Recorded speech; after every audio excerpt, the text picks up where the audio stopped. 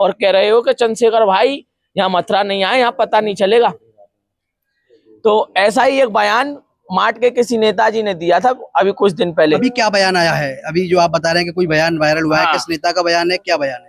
अभी कोई कुमार करके कोई नेता बन रहे हैं अपने आप में, कि मैं ये हूँ मैं वो हूँ। चंद्रशेखर की धमकी ना दें हमें। अगर चंद्रशेखर रावण जी मथुरा में आए तो उनका पता नहीं लगेगा। तो उनके आने से ही पहले, चंद्रशेखर भाई के आने से ही पहले मथुरा जिले में ही लाखों चंद्रशेखर आजाद हैं, लाखों चंद्रशेखर रावण है। पहले इनसे टकरा लो, हमारे नेता तक तो बाद में आना, पहले उनके सिपाही से लड़ लो। ऐसा ही बयान माट की धरती से दिया था एक नेता ने। उसका भूत उतर गया, उसकी अकल ठिकाने आ गई, उसका भयम निकाल दिया गया। जब चंद्रशेखर भाई आए थे तो वो कोई काफिला नहीं था, वो तूफान था। ये भीम आर्मी का तूफान जब चलता है।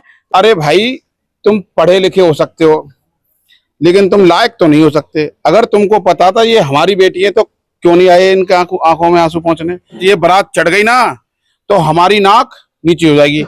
अब उनकी नाक पता नहीं कैसे नीचे हो जाती है, कैसे ऊंची हो जाती है। ठाकुर समाज के कथाकथित गुंडों द्वारा वो प्री प्लान करके इस दलित समाज की जब बेटियों की बारात चढ़ रही थी तो उनकी छाती पर सांप लूट रहे थे। उन्हें ये था कि जब बाबा साहब का संविधान इस देश में नहीं था, जब भारत का संविधान इस देश में नहीं था, जिन लोगों को हमने अपने घरों के आगे से चप्पल पहन के नहीं गुजरने दिया, ये आज हमारी छातियों पर से डीजे बजाकर, बाबा साहब की तस्वीरें लेकर, अपने महापुरुषों की झांकियां निकालकर और घोड़ी पर बैठकर हमारी छाती से जा रहे हैं। तो इस घोड़ी के कदम उस सड़क पर नहीं, हमारी छाती पर से होकर जा रहे हैं। रात में उत्तर प्रदेश के जनपद मथुरा के हाईवे थाना क्षेत्र के नरौली गांव में एक ऐसी वारदात रात के समय हुई है।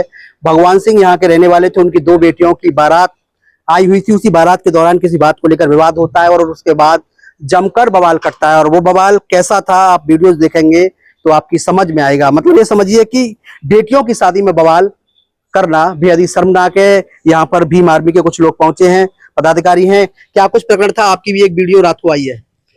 प्रकरण ये था साहब, इन जातिवादी आतंकियों ने जो हमारे गोवर्धन विधानसभा के क्षेत्र से बारात आई थी, 2 बेटे जब घोड़ी पे सवार होकर आ रहे थे, इनको जलन हो गई। उसमें उन लोगों ने झांकियां, मतलब वो बारात इतनी सुंदर थी, उसमें झांकियां, कई घोड़ियों का डांस और बाबा साहब की झांकी, तथागत गौतम बुद्ध की झांकी, ये झांकियों को लेते हुए आ रहे थे। तो मैं आपको बता दूं, वहां बीच में दुकान पड़ती है एक, उस दुकान पे कुछ पहले से घात लगाए लोग बैठे थे। आपको लगता है प्रायोजित पूरा मामला था? बिल्कुल प्रायोजित मामला था। लगता क्यों नहीं, क्योंकि ये लोग पहले से ही सोच के रखते हैं। इन लोगों को पता नहीं इनके साथ हमने क्या कर दिया है, इनका ऐसा क्या भगा ले गए, हम क्या छीन लिया है हमने। कौन लोग हैं? इनका मतलब कौन? किसको इंगित कर रहे हो आप? इंगित इन लोगों को करता हूं जिनकी सोच गंदी है, और गंदी सोच का आदमी किसी जाति से तो नहीं हो सकता। और जाति होती तो वो जाति का फर्ज निभाता, जाति होती तो वो जाति का फर्ज निभाता। आप देख लीजिए, अभी कुछ लोग जिनकी सोच विकृत तरीके की है, वो लोग धरना पे गए।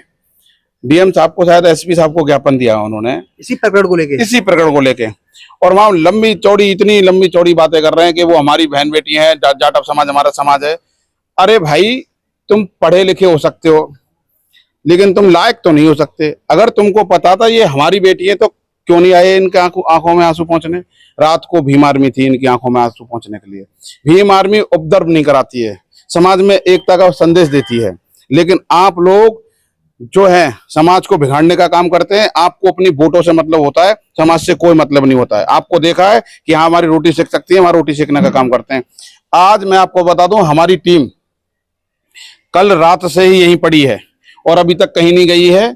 आपने रात को भी देखा होगा, वीडियो चल रही है। तो जब तक बेटी सकुशल अपने ससुराल नहीं चली जाती, हम विदा नहीं करवा देते। हम हिलने वाले नहीं है यहाँ से।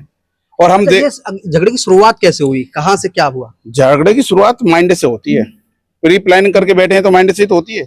उन्हें पता था कि ये बारात चढ़ेगी यार, आज ये बारात चढ़ गई ना तो हमारी नाक नीचे हो जाएगी। अब उनकी नाक पता नहीं कैसे नीचे हो जाती है, कैसे ऊंची हो जाती है।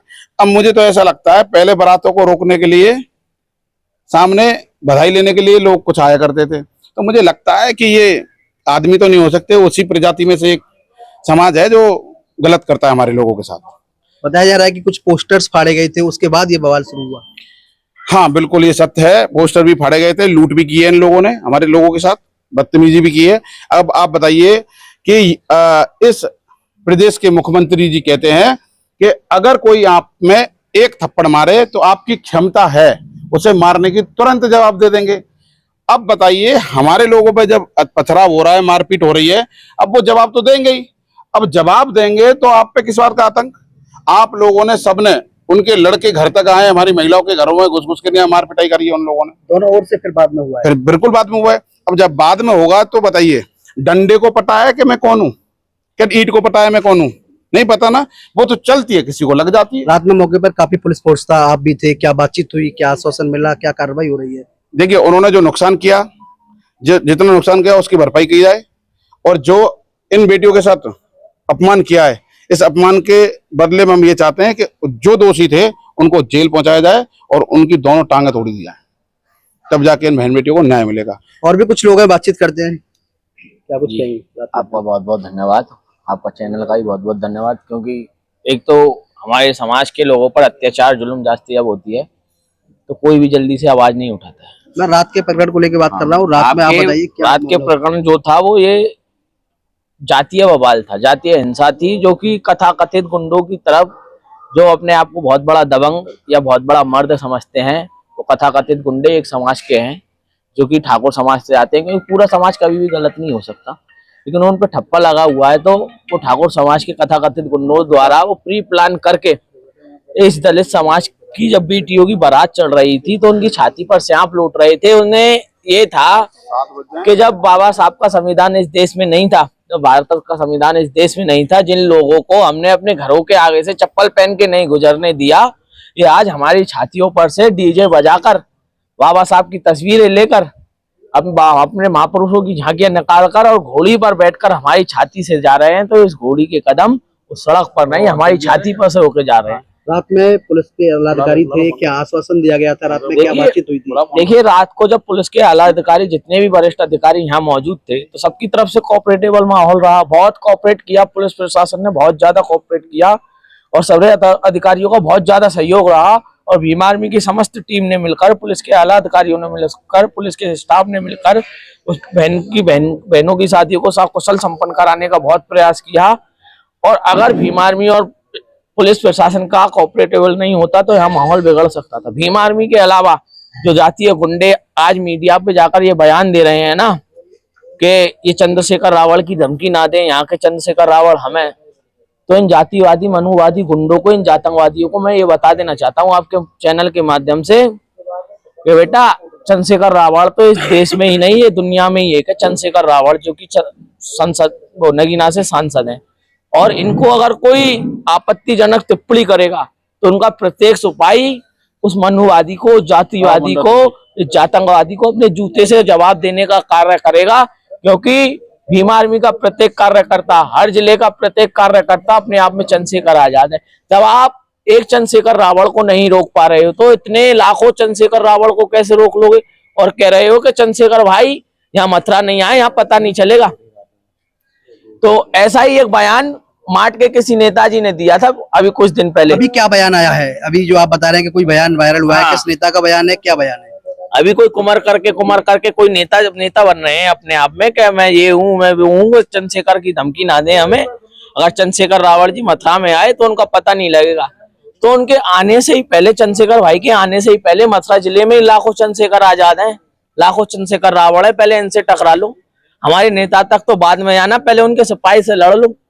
ऐसा ही बयान माट की धरती से दिया था एक नेता ने। उसका भूत उतर गया, उसकी अकल ठिकाने आ गई, उसका भैम निकाल दिया गया। जब चंद्रशेखर भाई आए थे तो वो कोई काफिला नहीं था, वो तूफान था। ये भीम आर्मी का तूफान जब चलता है तो दूर दूर तक की गंदगी अभी लड़की पक्ष की ओर से कोई तहरीर थाने में दी गई है? अभी फिलहाल तो दे दी गई है ना, अभी दे दी गई है, क्योंकि कल रात तक तो दी नहीं गई, क्योंकि सुबह का इंतजार किया गया। ये घटना, जो प्रकरण इतना बड़ा था कि शांति से पहले हमारा उद्देश्य था कि बहनों की शादी हो। क्योंकि हम जातिवादी गुंडे तो है नहीं, हम अपराधी तो है नहीं, हम जाति के नाम पे हिंसा फैलाने वाले तो है नहीं। हमारा उद्देश्य ये था कि समाज का, गांव का माहौल बना रहे, कोई वाद विवाद पैदा ना हो। इसलिए हमने प्राथमिकता जो दी अपनी बहनों की शादी को दी, जो पूरी रात रुककर भीम आर्मी के प्रत्येक कार्यकर्ता ने उसको सकुशल संपन्न कराया। ये भीम आर्मी के पदाधिकारी थे, ये आप पीछे देखेंगे उसी गांव के, उसी मोहल्ले के लोग हैं। और जो बहनों की शादी थी उसको सकुशल संपन्न कराया जा रहा है। कुछ ही देर में उनकी विदाई होगी और तहरीर स्थानीय थाने में दे दी गई है। और इसके बाद, प्रकरण के बाद में अनर्गल टिप्पणियों का एक जोर चल रहा है, बयानबाजी का जोर चल रहा है। बयानबाजी को लेकर भी बीमारी के पदाधिकारियों के द्वारा कहा जा रहा है कि ऐसी बयानबाजी नहीं होनी चाहिए, ऐसी बयानबाजी होगी तो माहौल कुछ और होगा। कुछ भी और भी लोग हैं, क्या कुछ कहेंगे, क्या प्रकरण है? देखिए, मानवता को शर्मसार करने वाला प्रकरण है। एक दलित समाज की बेटी की बारात आ रही थी और दबंगों द्वारा उसकी बारात को रोका गया, खराब किया गया। तमाम तरीके के हम लोगों पर आरोप लगाए जा रहे हैं। बारात रोकी क्यों गई? क्या देश में इन लोगों को बारात निकालने का अधिकार नहीं है? और किसी के मन में अगर वहम आ रहा हो कि इस तरीके से हम कुकृत्य करेंगे तो उनके वहम को भीम आर्मी ढंग से निकाल देगी। हमारे नेता के लिए जो शब्द कहे जा रहे हैं, क्या आप शब्द कहे गए हैं, किसने कहे हैं? हमारे नेता के लिए लोकदल के एक वरिष्ठ नेता हैं पवन नरेंद्र जी, उन्होंने कहा है कि मथुरा के चंद्रशेखर हम हैं, तो उनको हम कहना चाह रहे हैं मथुरा के चंद्रशेखर हम हैं। हम भीम आर्मी के कार्यकर्ता हैं, लोकदल के। वो कह रहे हैं कि मथुरा के चंद्रशेखर हमें और आप कह रहे हो कि मथुरा के चंद्रशेखर हमें। देखिए, लोकदल के कार्यकर्ता कभी भी भीम आर्मी के चंद्रशेखर तो बन ही नहीं सकते, और हम भीम आर्मी के आगरा मंडल के अध्यक्ष हैं, ये जिलाध्यक्ष हैं। तो मथुरा के चंद्रशेखर आजाद जी हम हैं और हम नहीं है। ये सैकड़ों की संख्या में जो कार्यकर्ता हैं वो सब भाई चंद्रशेखर आजाद हैं। और रही बात दबाने की, तो अब ये राजा रजवाड़ों वाली जमाने चले गए, कोई किसी को दबा नहीं पाएगा। देश में संविधान कानून नाम की व्यवस्था है, कोई कानून को तोड़ेगा तो कानून पुलिस व्यवस्था सख्ती से निपटेगी।